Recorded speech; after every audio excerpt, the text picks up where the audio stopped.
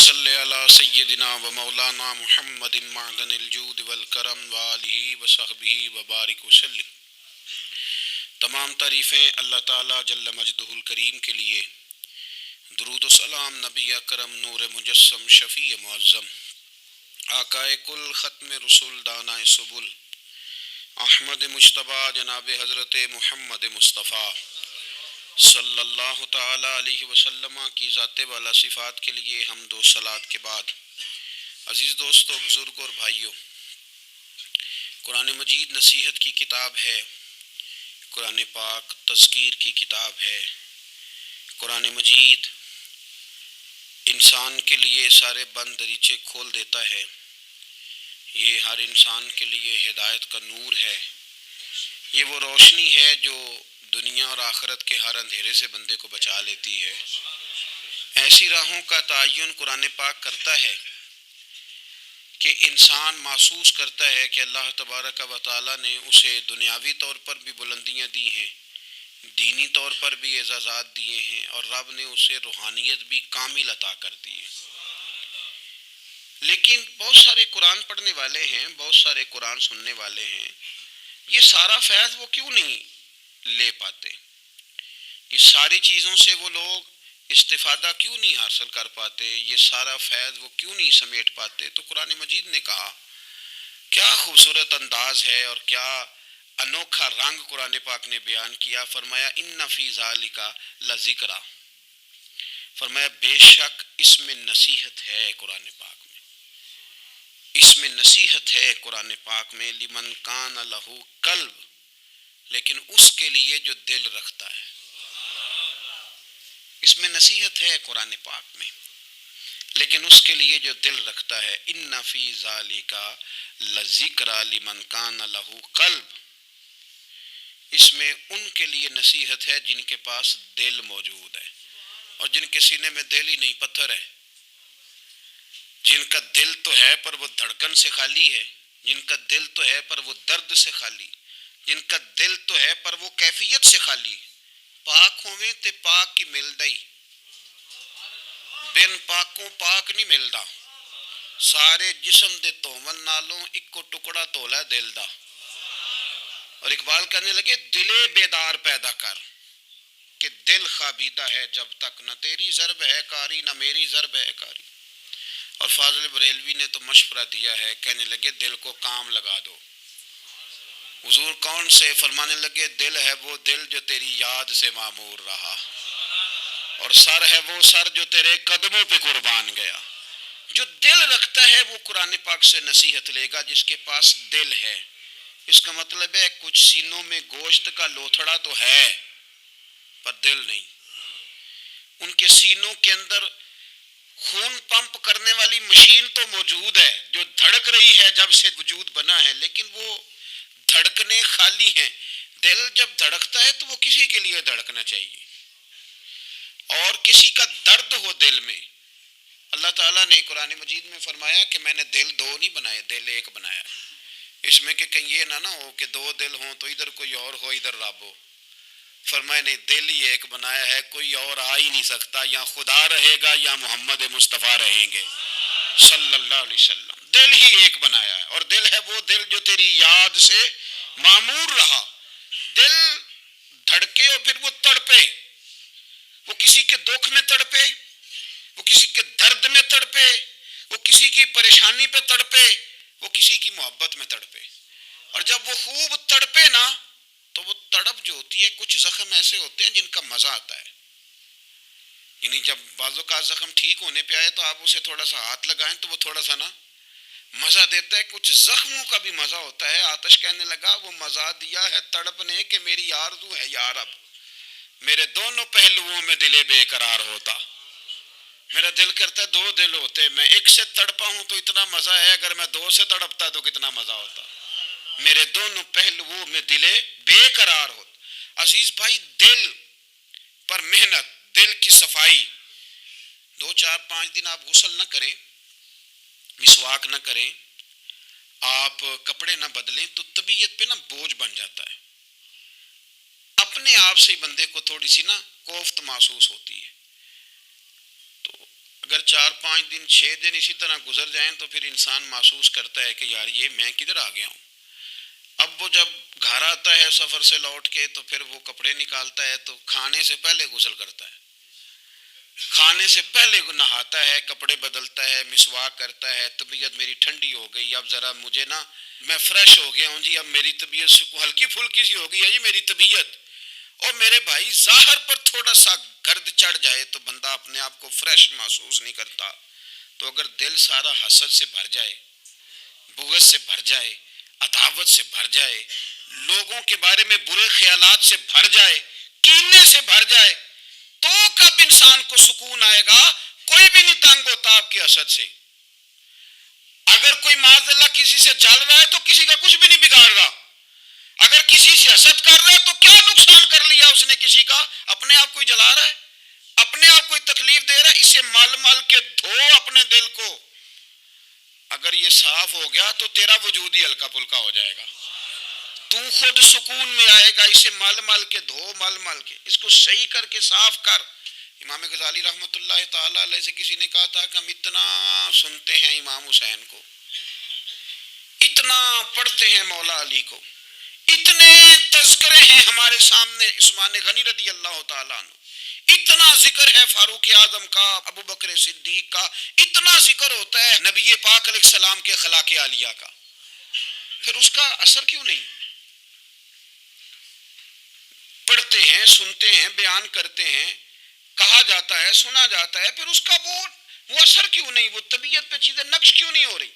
تو امام غزالی رحمۃ اللہ علیہ فرمانے لگے کہ اگر آئینے پہ گرد پڑ جائے تو اس میں عکس صحیح نظر نہیں آتے, آئینے صاف کر لیے جائیں تو پھر اس پہ عکس نظر آتے ہیں. ہمارے آئینے نا تھوڑے سے گرد والے ہو گئے ہیں, دل تھوڑے سے نا میلے کچیلے ہو گئے ہیں, تو کوئی بھی عکس اس پہ چڑھتا نہیں, جتنی مرضی بڑی بات سن لیں چڑھتا نہیں. مثال دیتے ہیں, کہتے رومیوں اور چینیوں کا مقابلہ ہو گیا تھا نقش نگاری کا. بادشاہ نے کہا جو اچھا نقاش نکلے گا, اچھی خطاطی کرے گا, اسے انعام دوں گا. تو رومیوں نے تو بڑے بڑے رنگ منگوائے, تو بڑی بڑی پینسلیں منگوائیں, تو بڑا انہوں نے کام کیا.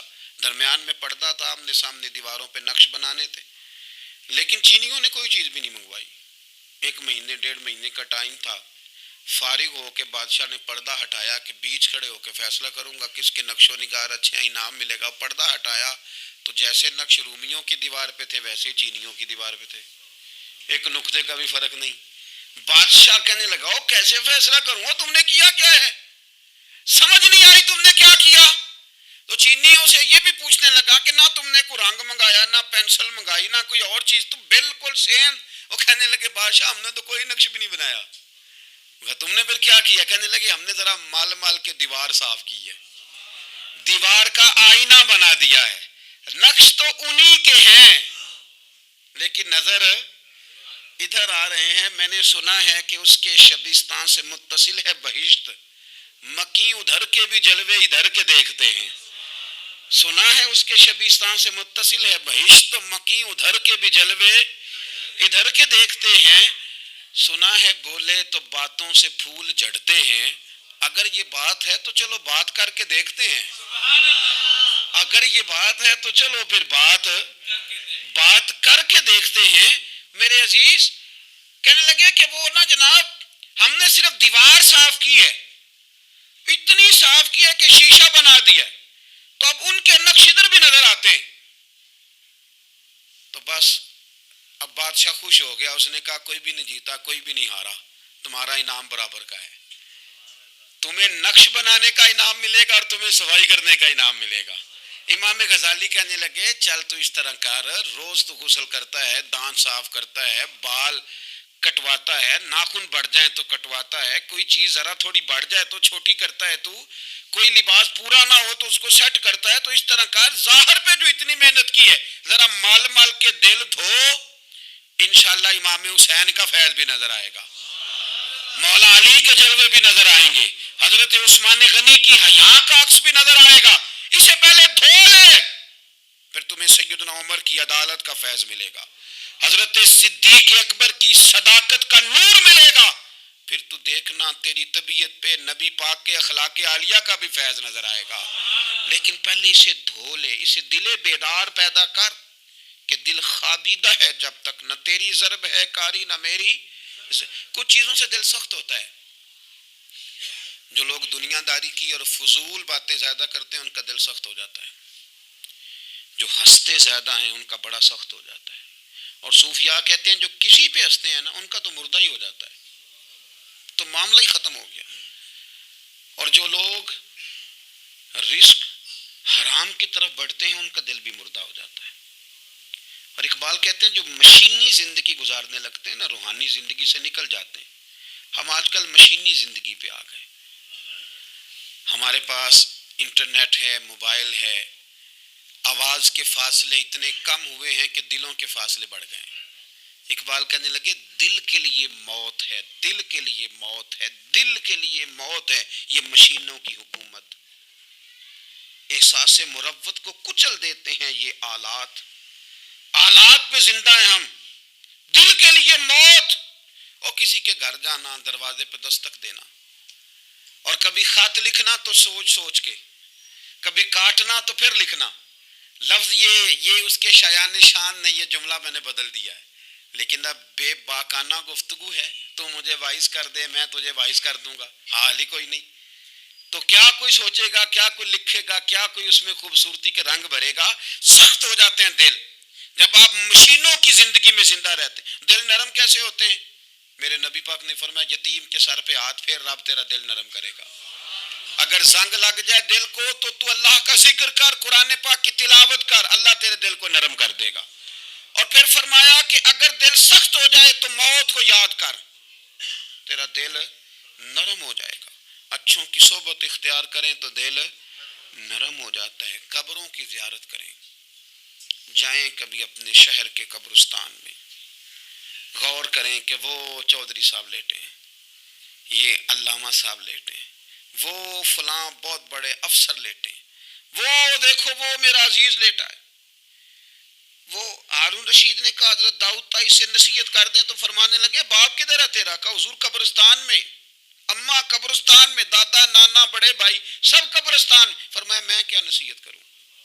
او پہ دس دیاں نی قبراں جنہاں تے پھول پے, ادھروں کوئی بھی نہیں آمدا, تے ادھروں لکھاں گئے, تے سہ جوڑ سنگت دے ڈٹھے, سہ جوڑ 100 سال کی دوستیاں, سہ سال سنگت دے ڈٹھے, او تکو آخر وتھاں پئیاں, او جنہاں بعد اسی پل نہیں سنجیندے, ایک پل نہیں سنجیندے, پھر وہ شکلاں بھی یاد نہ رہیاں. سہ جوڑ کا یہ کوئی کم ہے دل کو نرم کرنے کے لیے؟ تیرے پاس موت کا تذکرہ قبروں کی زیادہ کو تھوڑی ہے. یہ چیزیں دل نرم کرتی ہیں, یاد نرم کرتی ہیں چیزیں دل. سختی طبیعتوں کی, مزاجوں کی سختی, دوسروں کے بارے میں ڈاٹے جذبات, ہمارے رویے ڈاٹے, ہماری طبیعتیں سخت. حضرت عبداللہ ابن مسعود رضی اللہ تعالیٰ عنہ نے ایک شخص کو جنازے کے موقع پہ ہنستا ہوا دیکھ لیا, فرمایا آج کے بعد تیرے ساتھ کلام نہیں کروں گا. جس کا جنازہ دیکھ کے بھی دل نرم نہیں ہوا اور قبرستان دیکھ کے بھی دل نرم نہیں ہوا, وہ تو سخت دل بندہ ہے. اور سخت دل بندے سے دوستی کبھی نہیں رکھوں گا.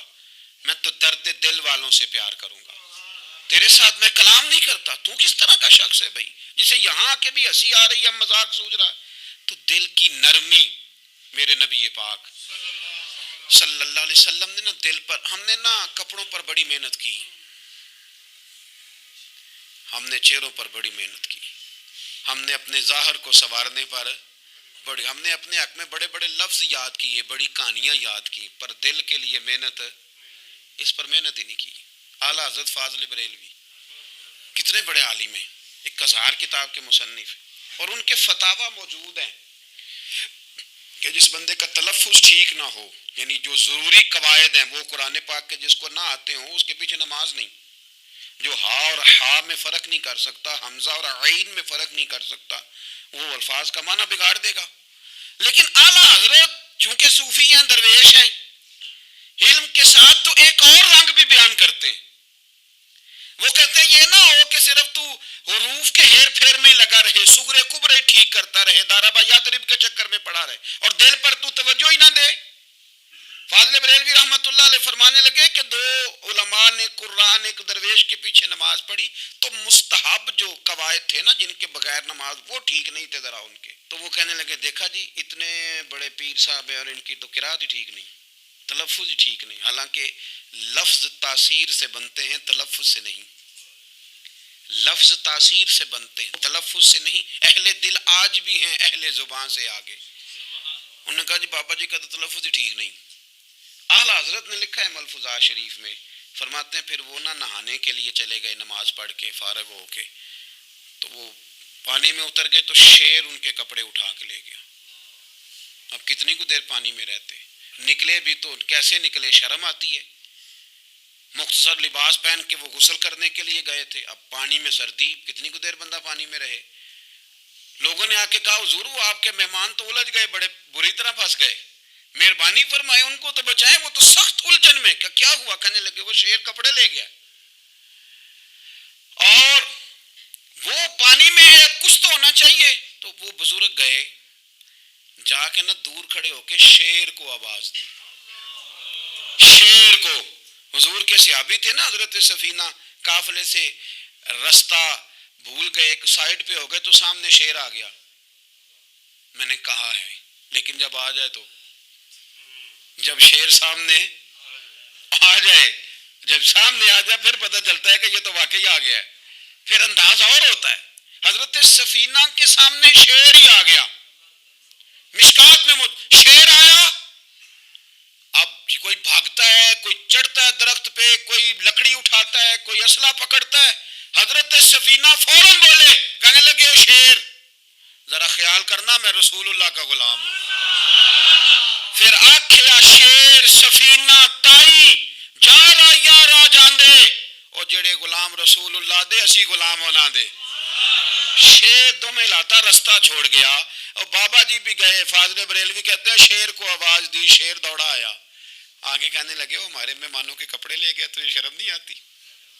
تو شیر کپڑے اٹھا کے واپس لایا، ان علماء کو، حضرات علماء کو کپڑے پیش کیے، جب ان کو پیش کیے تو پیش کرتے ہی بزرگ پھر فرمانے لگے، کہنے لگے مولانا تم نے لفظ سیدھے کیے ہیں، میں نے دل سیدھا کیا ہوا ہے، تم نے محنت کر کے نا لفظ ٹھیک کیے ہیں لیکن میں نے دل ٹھیک کیا ہے۔ دل پاک ہوئے تے پاک ہی ملتا ہے، تے بنا پاکوں پاک نہیں ملتا۔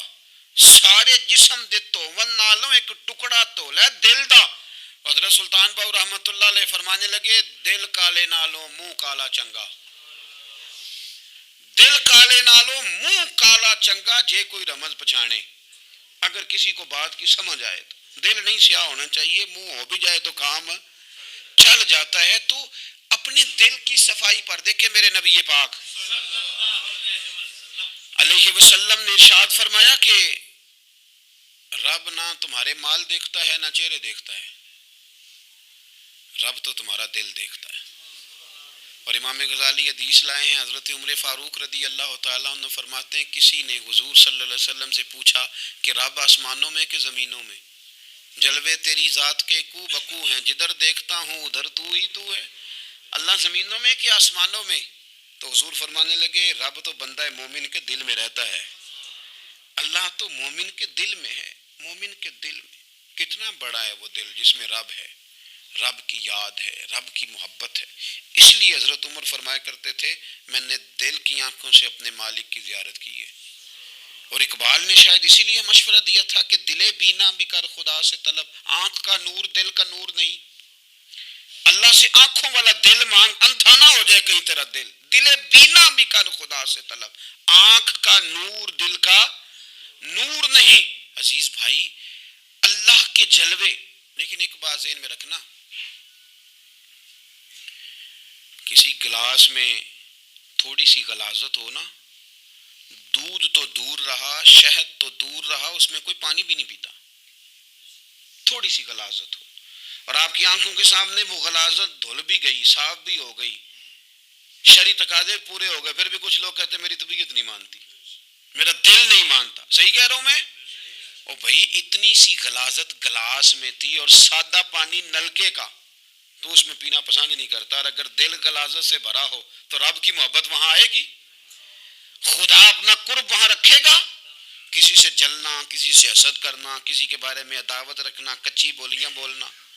اور اب تو اتنا عجیب حال ہو گیا, جماعتیں جماعتوں کے بارے میں برا خیال کرتی. خانقاہ اور آستانوں کا یہ حال ہے کہ سبق پڑھایا جاتا ہے دوسرے کے خلاف. بس ہم ٹھیک ہیں. یہ تصوف ہے کہ نیرا تو ٹھیک ہے. طریقت تو یہ تھی کہ میں ٹھیک نہیں, باقی سارا زمانہ ٹھیک ہے. تو کس چکر میں پڑا ہوا ہے؟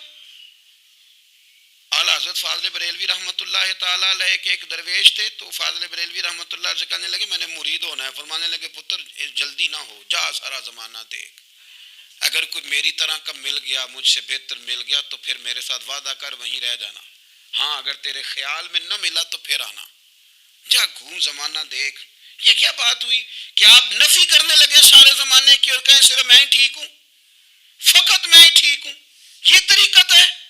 اور تصوف والے تو لوگ یہ کہا کرتے تھے میں تے بندہ ٹھگ جے لوکو, میں تے بندہ چور, اور جس دا خلقت کلمہ پڑھ دی او محمد ہور. وہ لوگ تو نفی کرتے تھے, وہ لوگ تو نفی کرتے تھے اپنی, کہتے تھے میں کوئی شے نہیں, میں تے بندہ ٹھگ جے لوکو, او میں تے بندہ چور. میاں محمد بخش صاحب رحمۃ اللہ علیہ, ایک عالم نگار نے لکھا تھا کہ وہ کچھ لوگ نا سکھ ہندو یہاں رہتے تھے, تو ان کا نام محمد تھا چونکہ, تو بات کو شبہ پڑ گیا کہ شاید جن کا لوگ کلمہ پڑھتے ہیں نا مسلمان, معاذ اللہ یہ وہ والے ہیں. تو میاں صاحب اپنے بارے میں کیا کہ میں تے بندہ ٹھگ جے لوکو, میں تے بندہ چور, جس دا خلقت کلمہ پڑھ دی او محمد ہور. او میں تو ایک ٹھگ ہوں. حضرت میاں شیر محمد صاحب شرک پوری رحمۃ اللہ علیہ سرتاج ہیں اولیاء کے. پیر سید اسماعیل شاہ صاحب بخاری حضرت کلمہ والا شریف والے, وہ کہتے ہیں میں بیعت ہونے کے لیے جب شرک پور شریف آ رہا تھا تو رستے میں مجھے ایک بزرگ مل گئے. تو مجھے کہنے لگے کدھر جا رہے ہو, کون ہو؟ میں نے کہا میں سید ہوں اور میاں صاحب سے بیعت ہونے جا رہا ہوں. تو مجھے کہنے لگے وہ تو دنیا دار ہے, جیبوں میں ہاتھ ڈالتا ہے لوگوں کی, تو سید ہو کے ارائیں کے پیچھے کیا لینے جا رہا ہے؟ جڑا بلے نو سید آکھے دوزخ مل نہ سزائیں, جڑا بلے نو رائیں آکھے او جنت پینگا پائیں. چونکہ رانجا رانجا کر دی نی میں ہوں آپ ہی رانجا ہوئی, رانجا آکھن ساریاں مینوں ہیر نہ آکھے کوئی. وہ تو کدھر جا رہا ہے؟ کہتے میں نے کہا بابا زیادہ باتیں نہ کر, ناراض ہو جاؤں گا. کہتے بابے نے کئی دفعہ راستے میں مجھے منع کیا, نہ جانا نہ جانا, فلانی جگہ چلا جا فلانی جگہ, لیکن میں چلا گیا. میری طلب صادق تھی. جب میں باہر جا کے بیٹھا تو اندر سے بلاوا آیا کہ میاں صاحب نے بولا. اندر گیا تو یہ تو وہی بابا جی ہیں جو مجھے روک رہے تھے. تو میاں جی خود ہیں حضرت میاں صاحب, کہنے لگے بیلیا تینوں بڑا موڑیا پر تو مڑیا ہی نہیں. وہ تو روکتے تھے, اپنی نفی کرتے تھے. دل صاف دوسرے کے بارے میں, نظریہ صاف, کسی کے بارے میں خیر کا جملہ, کسی کی وکالت کرنا, کسی کا عیب چھپانا, کسی کے بارے میں اچھے لفظ بولنا, یہ مومن کی شان ہے. مومن کا دل ایسے سونا. میرے نبی پاک صلی اللہ تعالی وسلم نے فرمایا یہ میرا زید بن حارثہ ہے, اس کا دل اللہ نے نور ایمان سے بھر دیا ہے. ایمان سے دل بھر دیا رب تعالیٰ نے. ایک دن صبح صبح حضور نے پوچھا, اور داتا صاحب نے اس کو لکھا ہے, نبی پاک نے پوچھا آج تم نے صبح کس طرح کی؟ عرض کی یا رسول اللہ اس حال میں کہ میں پکا مومن ہوں. حضور نے فرمایا تو پکا مومن ہے, کس طرح؟ کہنے لگے یا رسول اللہ میں اس طرح کا مومن ہوں کہ سونا اور مٹی میرے لیے برابر ہے, پیسے آ جائیں تب بھی کوئی ٹینشن نہیں, نہ آئے. حضرت زید بن حارثہ رضی اللہ تعالیٰ عنہ عرض کرنے لگے سونا اور مٹی برابر ہے, کوئی پرواہ نہیں. تو حضور نے فرمایا تیرے ایمان کی دلیل؟ عرض کرنے لگے یا رسول اللہ میرے ایمان کی شان اور دلیل یہ ہے کہ میں یہاں زمین پہ بیٹھ کے نظر اٹھاؤں تو میری نظر اللہ کے عرش تک جاتی ہے. میں بتا سکتا ہوں کہ جنتی جنت میں جا رہے ہیں اور راضی ہیں, جہنمی جہنم میں جا رہے ہیں اور چیخ رہے ہیں, میں بتا سکتا ہوں. حضور نے فرمایا پھر اس کی حفاظت کر, پھر اس جذبے کی حفاظت کر. جب دل صاف ہو, نور ایمان سے بھرا ہوا ہو, علم لدنی کب آتا ہے؟ علم لدنی نیک آدمی کو ملتا ہے. جب بندہ متقی پرہیزگار ہو نا, ناجائز نہ کھائے, ناجائز نہ دیکھے, ناجائز نہ بولے, تو پھر اللہ تعالیٰ اسے علم کا نور دیتا ہے. جو لوگ کہانیوں میں الجھ جاتے ہیں نا, زیادہ باتیں کرتے ہیں, زیادہ گھومتے ہیں, زیادہ سازشی عناصر کا شکار ہوتے ہیں، ان کے تو حافظے کمزور ہو جاتے ہیں، یاد ہی نہیں رہتا، باتیں اتنی کرتے ہیں پتہ نہیں سویرے کیا کہا تھا دوپہر کو کیا کہہ رہے ہیں۔ جب انسان کا دائرہ کار تقوی والا ہو پھر اس پر علم کی روشنی کھلتی ہے، پھر دروازے کرم کے کھلتے ہیں، اپنے دائرے محدود کر لیے جائیں۔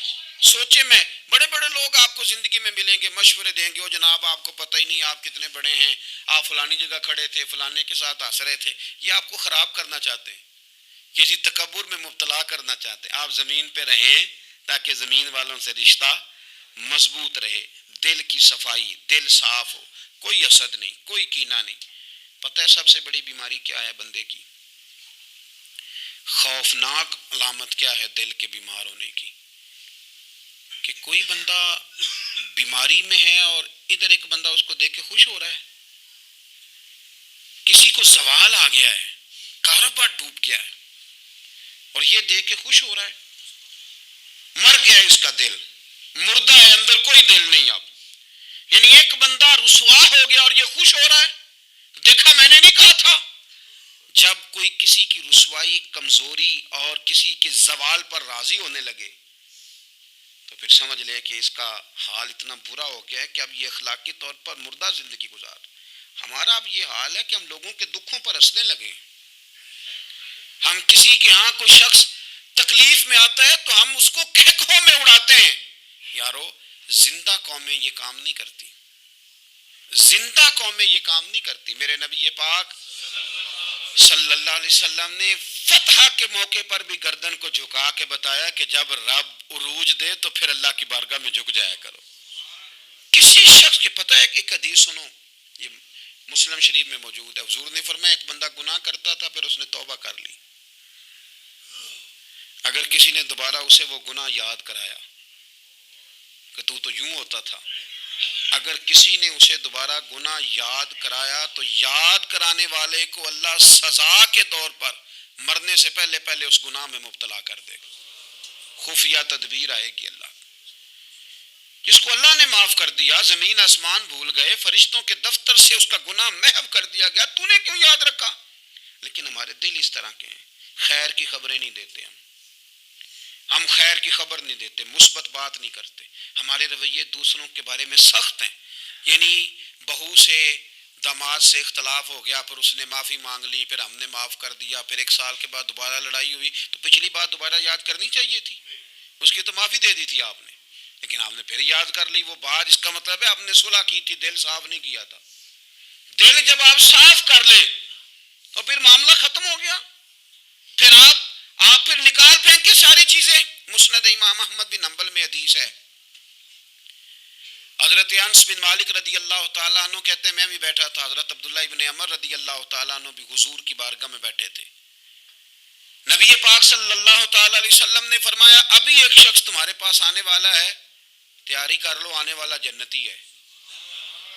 کہتے ہیں ایک شخص اندر داخل ہوا تو سادہ سا بندہ، داڑھی سے پانی کے قطرے گر رہے، جوتے ہاتھ میں پکڑے یا بغل میں دبائے، وہ آ گیا، حضور سے بات چیت کی، چلا گیا۔ ہم بڑے خوش تھے کہ کمال نہیں ہو گیا، جس کو حضور نے دنیا میں جنت کی بشارت عطا کر دی۔ اگلے دن اس نے اتفاق، ہم اسی جگہ اسی حال میں بیٹھے تھے کہ پھر محبوب نے فرمایا بھی ایک بندہ آنے لگا، جنتی ہے۔ کہتے ہیں وہ بندہ آیا تو دیکھ کے حیران ہو گئے، یہ تو وہی کل والا ہی بندہ ہے، اسی طرح داڑھی سے پانی کے قطرے گر رہے ہیں، جوتے اس کی بغل میں آ کے بیٹھ گیا۔ تیسرے دن اللہ کی قدرت ہم وہیں بیٹھے تھے، پھر حضور نے فرمایا بندہ آنے لگا، زیارت کر لو، تیاری کر لو، بندہ جنتی ہے۔ وہی بندہ آیا جو پہلے 2 دن آیا تھا۔ حضرت عبداللہ ابن عمر کہتے ہیں کہ وہ حضور سے کوئی بات چیت کر کے جانے لگا تو میں اس کے پیچھے ہو گیا، میں نے اس کو جا کے سلام کے بعد کہا کہ یار میں تیرا مہمان بننا چاہتا ہوں، 3 راتوں کے لیے رکھ لو گے؟ اب محلہ بھی ایک، شہر بھی ایک۔ اس نے کہا جی ٹھیک ہے، آ جائیں، جو میرے پاس روکھا سوکھا ہوگا پیش کر دوں گا۔ فرماتے ہیں 3 راتیں 3 دن میں اس کے پاس رہا، میں جاننا چاہتا تھا کہ کون سی ایسی عبادت کرتا ہے جس کی وجہ سے 3 دن حضور نے جنت کی بشارت اس کے لیے دی، اعلان فرمایا۔ کہتے ہیں میں نے کوئی غیر معمولی چیز نہیں اس کے اندر دیکھی، کوئی انوکھی عبادت نہیں دیکھی، عشاء پڑھتا، فجر تک سویا رہتا، میں تہجد کے وقت اٹھتا، نفل پڑھتا، 3 راتیں یہ ہوتا رہا۔ ہاں جب وہ کروٹیں بدلتا تو اللہ اکبر کہتا، باقی وہ سویا ہے، فجر میں اٹھا ہے، صدقہ بھی وہ خاص نہیں اس نے دیا، خیرات بھی میں اس سے زیادہ کرتا رہا، مجھے کوئی خاص چیز نظر نہیں آئی۔ تیسرے دن میں جانے لگا تو میں نے اسے کہا یار سن، مجھے کوئی ضرورت نہیں تھی تیرے گھر میں قیام کرنے کی، میرا گھر قریب ہی ہے۔ وہ تو کمال یہ ہے کہ نبی کریم علیہ السلام نے اپنی زبان نے فیض ترجمان سے، یعنی وہ زبان جس کو سب کن کی کنجی کہیں، اس کی نافذ حکومت پہ لاکھوں سلام، حضور نے 3 دن تجھے مسلسل جنتی کہا ہے۔ میں تو دیکھنے آیا تھا کہ تیرے اندر کوئی عمل ہو تو میں بھی وہ شروع کروں۔ تو وہ کہنے لگا یہی ہے جو آپ نے دیکھ لیا ہے، فرض نماز ہی پڑھتا ہوں، روٹین کے کام ہی کرتا ہوں، کوئی خاص چیز تو میرے پاس کوئی نہیں۔ حضرت عبداللہ ابن عمر فرماتے ہیں میں نے تو سمجھا کہ میں تو اس سے زیادہ خیر کے کام کرتا ہوں۔ اب میں سوچتا ہوا وہاں سے نکلنے لگا کہ پھر کیا خاص بات ہے جو نبی پاک نے 3 دفعہ اسے جنتی کہا ہے۔ جب میں نکلنے لگا نا، دروازے پہ مڑنے لگا تو اس نے آواز دی کہ یار سنو، ایک بات یاد آئی ہے۔ میں نے کہا وہ کون سی؟ کہنے لگا یار جب سے بالغ ہوا ہوں نا، جب سے اللہ نے توفیق اسلام دی ہے، میں نے جب بھی اپنا دل دیکھا ہے نا، جب بھی میرے دل میں کسی کے لیے حسد کوئی نہیں، کوئی عداوت نہیں، کوئی بغض نہیں، کوئی کینہ نہیں، کوئی کیا کر رہا ہے، میرے دل میں سب کے لیے خیر ہی ہے، دل میرا صاف ہے، اس کے علاوہ نہیں مجھے پتا کیا عمل ہے۔ حضرت عبداللہ بن عمر کہتے ہیں پھر مجھے سمجھ آ گئی ہے، یہ جو تیرے دل کی صفائی ہے نا، یہ بنیاد بن گئی ہے جس کی بنیاد پر نبی پاک نے تجھے 3 دفعہ جنت کی بشارت عطا فرمائی ہے۔ دل، آپ دل میں میل کچیل رکھ کے نفل پڑھنا، عبادتیں کرنا، ریاضتیں کرنا، صدقات دینا زیادہ نفع بخش نہیں ہوتا۔ دل صاف ہونا تو تھوڑی عبادت بھی کام آ جاتی ہے۔ یہ حدیث بتاتی ہے کہ دل صاف ہو تو تھوڑے صدقے بھی زیادہ نفع کر جاتے ہیں۔ دل پر توجہ دیں۔ سب سے ضروری کام ہے کہ ہم سویرے اٹھ کے اپنے دل سے پوچھیں کہ تیرا لوگوں کے بارے میں خیال کیا ہے، شام کو پوچھیں کہ تیرا لوگوں کے بارے میں رویہ کیا ہے۔ آپ اپنے دل لوگوں کے لیے صاف کر دیں، اس میں خیر پیدا کر لیں، تو پھر آپ محسوس کریں گے طبیعت ہلکی پھلکی بھی ہے، حشاش بشاش بھی ہے، ٹھنڈی بھی ہے، اور پھر اس میں اللہ رسول کی محبت کے جلوے بھی ہیں۔ پھر یہ خیر کی طرف ہمیں بلا رہی ہے۔ اللہ تبارک و تعالیٰ توفیق عمل عطا فرمائے۔